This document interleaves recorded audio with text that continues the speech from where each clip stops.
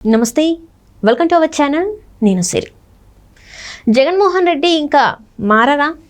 ఇంకా ఈ 5 సంవత్సరాల పాలన తర్వాత తను చేసిన తప్పులేమో ఇంకా తను తెలుసుకోలేకపోతున్నారా? నిన్న ఇడుపులపాయలో అంటే వైఎస్ఆర్ జయంతి సందర్భంగా అక్కడ విజయమ్మ గారు ఏడుస్తున్నా కూడా ఏదో ఒక వచ్చిన గెస్ట్ లాగా తన దగ్గరికి వెళ్ళి జస్ట్ అట్లా ఓదార్చి వెళ్ళారే కానీ అమ్మని హక్కున చేర్చుకొని ఇలా ఓదార్చాలో కూడా తెలియని పరిస్థితుల్లో జగన్మోహన్ రెడ్డి గారు ఉన్నారని అనిపిస్తుంది. సో ఈ అంశాన్ని మనకి ఇంకా వివరించడానికి మనతో పాటు ఉన్నారు ప్రముఖ senior journalist doctor Durga Vadlamani గారు. నమస్కారం మేడం. నమస్తే అండి. మనం ఇప్పుడు చూస్తుంటే జగన్మోహన్ రెడ్డి గారిది చూసాం నిన్న ఏం జరిగింది ఏంటని. అందరూ అనుకున్నారు ఈ 5 సంవత్సరాల వల్ల ఒక గుణపాఠం అయితే వచ్చింది, ఆయన మారతాడు అని అనుకుంటుంటే ఆయన ఇక మారాడు అని చెప్పేసి ఆయనకైనా ప్రూవ్ చేసుకుంటున్నాడు ప్రతిసారి కూడా. ఏంటంటే నిన్న ఇడుపులపాయలో చూసాం మనం విజయమ్మ గారు వైఎస్ఆర్ జయంతి సందర్భంగా అక్కడికి వెళ్ళి అక్కడ తను ఏదో బాధపడుతుంటే యాక్చువల్గా అయితే మనలాంటి వాళ్ళమైతే దగ్గరుండి ఒక ఓదార్పు అయితే చేస్తాం, దగ్గరుండి వద్దు ఇంకా బాధపడక, కానీ ఏదో వచ్చేసి తన ఊకో అని ఊరుకోబెట్టి తనని అలా వెళ్ళిపోవడం అనేది చాలా అంటే కన్న కొడుకు చేయాల్సిన పనేనా అనిపించింది నా వరకు. నేను అనుకుంటా అంటే మన ఇంట్లో వాళ్ళు ఏడుస్తుంటేనే అయ్యో ఎందుకు బాధపడుతున్నాం అని మాట్లాడతాం, కానీ తను అట్లా చేయలేదు. అంటే దీన్ని చూసిన తర్వాత ఆ పార్టీ శ్రేణులలో ఈయన వల్లే మా రాజకీయ భవిష్యత్తు నాశనం అయింది, ఇప్పటికి కూడా ఇంకా తప్పులు తెలుసుకోలేకపోతున్నాడు, ఇప్పుడు మా పరిస్థితి ఏంది అని చెప్పేసి వాళ్ళు బాధపడుతున్నారు. అసలు జగన్మోహన్ రెడ్డి గారి నెక్స్ట్ కార్యాచరణ ఏం చేద్దామని ఆయన అనుకుంటున్నారో కూడా ఎవరికి అర్థం కాని పరిస్థితి.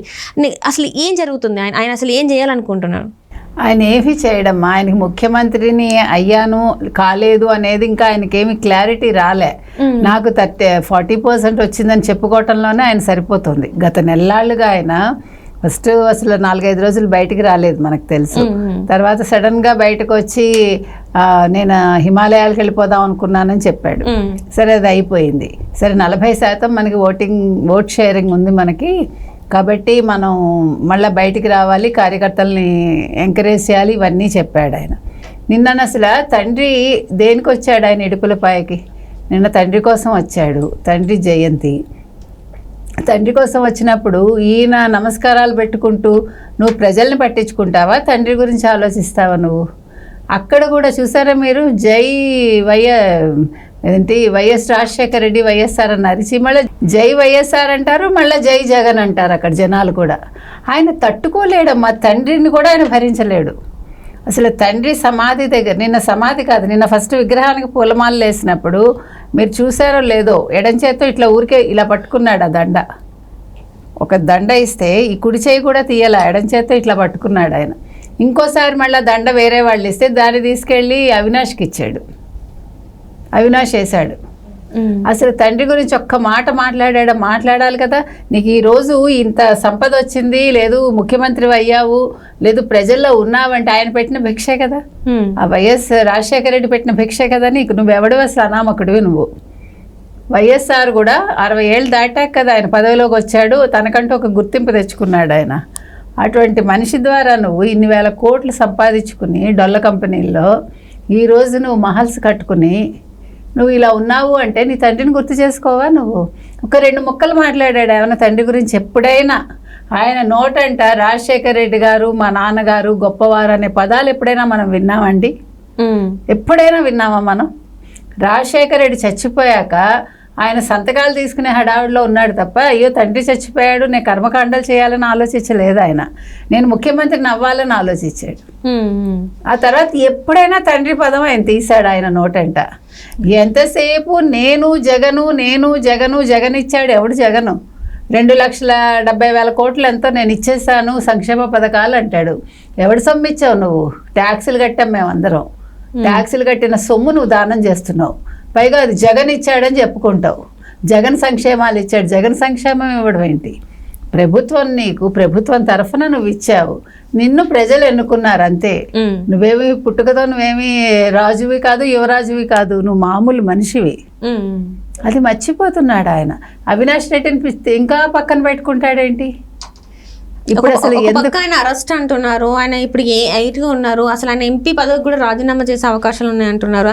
అయినా కూడా ఎందుకు ఇంకా అంటే ఎక్కడో ఈయనకు అన్నీ తెలిసి ఇవన్నీ ఇన్ని రోజులు జరిగాయి, ఈయన రక్షిస్తున్నాడని జనాలకి అర్థమైపోయింది. ఇప్పుడు ఇంకా ఒకవేళ రాజీనామా చేసి ఒకవేళ మళ్ళీ పోటీ చేయాలనుకున్నా ఈసారి అయితే ఇంకా ఇప్పుడైనా భయంతో ఓటేశారు, కానీ ఈసారి భయంతో ఓటు కూడా వేసే పరిస్థితి లేవని కూడా ప్రజలు మాట్లాడుకున్న పరిస్థితి ఇప్పుడు. నిన్నను మీరు చూసారంటే ఈయన ఇప్పుడు ఒక రకంగా తాడేపల్లి నుంచి పారిపోతున్నాడు ఆయన. మనం ముందే చెప్పుకున్నాం ఆయన తాడేపల్లిలో ఉండడు అని. అదేవిధంగా ఇప్పుడు ఆయన పరదాలు లేకుండా ఆయన భయపడి చచ్చిపోతాడు. నిన్నను కడప వెళ్ళాడు, ఎవరినో పరామర్శించానన్నాడు, అక్కడ చంద్రబాబుని తిట్టాడు. పైగా నేను నీకు వార్నింగ్ ఇస్తానని అంటాడు. వార్నింగ్ ఇస్తున్నానని చంద్రబాబుకి ఈయన వార్నింగ్ ఇస్తాడు. తర్వాత పులివెందులు వెళ్ళాడు, సరే వెళ్ళావయ్యా, అది అయిపోయింది. నేను ఇక్కడికి వచ్చాడు ఆయన, వచ్చి ఏమీ మాట్లాడు. తల్లి ఏడుస్తుంటే ఇలా దగ్గరికి తీసుకున్నాడు, ఇలా వదిలేశాడు. ఆవిడ ఏడుస్తూనే ఉంది, వెళ్ళిపోయాడు అలా ఏం పట్టినట్టు. ఎక్కడైనా ఎవరైనా అలా ఉంటారా? భారత్ వచ్చి మాట్లాడింది అత్తగారితోటి, ఇంతవరకు మనం చూసింది లేదు అసలు. ఇప్పుడు భారత్ వచ్చినట్టుంది అక్కడ, అసలు ఏం పట్టించుకోవాలా. ఈయన దండాలు పెట్టుకుంటూ అందరినీ పలకరిస్తూ వెళ్ళిపోతాడు. ఈయన తండ్రి గురించి 2 ముక్కలు మాట్లాడకుండా. ఇంకొక విషయం నిన్నను రేవంత్ రెడ్డి విజయవాడ సభలో చెప్పాడు కదా. నిన్న విజయవాడ వెళ్ళారు రేవంత్ రెడ్డి, ఎందుకంటే నిన్న వైఎస్ రాజశేఖర రెడ్డి జయంతిని అక్కడ చేశారు. వాళ్ళు చేసినప్పుడు క్లియర్గా చెప్పాడు, కడపలో మేము నిల్చోబెడతాము, బై ఎలక్షన్ వస్తుందని. ఎందుకంటే ఇప్పుడు అవినాష్ రెడ్డి ఒకవేళ ఆయన అరెస్ట్ అయినా కాకపోయినా ఈయన ఎంపీగా రిజైన్ చేయిస్తాడు అవినాష్ రెడ్డిని, చేసి జగన్మోహన్ రెడ్డి నిల్చుందామని. అవినాష్ రెడ్డి ఒప్పుకోవాలి కదా. ఒప్పుకుంటే అప్పుడు మరి బై ఎలక్షన్ ఇక్కడ వస్తుంది, మళ్ళీ ఎంపీ ఎలక్షన్ వస్తుంది. అక్కడ పులివెందులు ఆయన రిజైన్ చేశాడు అనుకోండి, మరి ఇప్పుడు తల్లి సెంటిమెంట్ తీసుకొచ్చి తల్లిని నిల్చోబెడతాడా విజయమ్మని? మళ్ళా విజయమ్మని బలి చేస్తాడా? విజయమ్మకి అసలు నిజంగా చెప్పాలంటే విజయమ్మకి స్థిరత్వం రావాలమ్మా. ఆవిడ ఎంతసేపు కొడుకా కూతురా అనుకుంటాను తప్ప ఆవిడ ఒక స్థిరంగా ఉండట్లేదు. అమెరికా నుంచి వచ్చింది, కొడుకు దగ్గరికి వెళ్ళి ఎందుకు పరామర్శిస్తుంది? కొడుకు ఓడిపోవాలని కోరుకుంది కదా. కోరుకున్న మనిషి మళ్ళీ వెళ్ళి ఎందుకు ఓదారుస్తుంది? ఓదార్చి మళ్ళీ ఇప్పుడు కూతురు దగ్గర ఉంటుంది. అవసరమా ఇవన్నీ? అసలు ఆవిడకి ఇవేవి అవసరం లే. భర్త చనిపోయి 14 ఏళ్ళు అయిందా? అయ్యాక కూడా ఇంకా మనిషికి మార్పు రాకపోతే ఎలా? ఆవిడలో కూడా ఆవిడకి ఒక స్థిరత్వం ఉండాలి. కాబట్టి ఇవన్నీ కూడా ఏం చెప్తున్నాయంటే జగన్మోహన్ రెడ్డి మారడు, అతనికి పదవి ముఖ్యం అంతే, సంక్షేమాలు అంటాడు, ఇంకేమీ చెయ్యడు. మనం చూస్తున్నాం రాష్ట్రం ఎలా ఉందో. ఇంకా జ్ఞానం రావట్లేదు ఆయనకి, ఇంకా భ్రమల్లో ఉన్నాడు. చుట్టూ ఉన్న వాళ్ళు కూడా భ్రమల్లో పెడుతున్నారు, అది కదా. ఇంకా ఇప్పటికీ ఆ ప్రాణం అంటే చుట్టూ ఉన్న వాళ్ళు చెప్పే మాటలు ఇప్పటికి కూడా నమ్ముతున్నట్టేనా మరి తను? చుట్టూ ఉన్న వాళ్ళు చెప్పినా నమ్మడు, వినడు, అదే కదా. ఇప్పుడు చెప్తే వినాలి, లేదు మనకు తెలియాలి. రెండు లేనప్పుడు ఇలాగే ఉంటారు. ఇప్పుడు జగన్మోహన్ రెడ్డి పరిస్థితి అది. అతనికి కొంచెం ఏదో ప్రాబ్లం ఉందండి మానసికంగా, అతను చూపించాలి. ఎందుకంటే ఎప్పుడు కూడా నేను చాలా ఉన్నత స్థానంలో ఉన్నాను అనుకుంటాడు. అది కూడా ఒక జబ్బే కదా. నువ్వు ఒక మామూలు మనిషిని అనుకుంటే నువ్వు అప్పుడు మామూలుగా ఉండి నువ్వు ప్రజల గురించి పట్టించుకుంటావు, నీ లోపాలు తెలుసుకుంటావు. నువ్వు ఇప్పుడు లోపాలు తెలుసుకోవట్లేదు. నేను ఓడిపోయాను, ఎందుకు ఓడిపోయాను అనే ఆత్మవిమర్శ లేదు. అది లేనప్పుడు మనిషిలాగే ఉంటాడు. కాబట్టి నిన్న ఇడుపులపాయలో ఆయన చేసింది తప్పు, అది అందరూ చూశారు. తల్లి ఏడుస్తుంటే అలా వెళ్ళిపోవడం, తండ్రికి సరిగా అసలు ఒక పూలమాల వేయలేకపోవడం, అసలు తండ్రి గురించి మాట్లాడకపోవటం, ఇవన్నీ కూడా ఆయన మానసిక స్థితిని తెలియజేస్తున్నాయి. అంటే తండ్రిని భరించలేడు ఆయన. తండ్రికి ఇప్పుడు ఎవరైనా ఆయన ముందు తండ్రిని పొగిడి చూడండి మీరు ఎప్పుడైనా, ఆయన తట్టుకోలేడు. కాబట్టి తండ్రి నుంచి ఇదంతా వచ్చింది కానీ అయినా కూడా నేను జగన్ అంతే,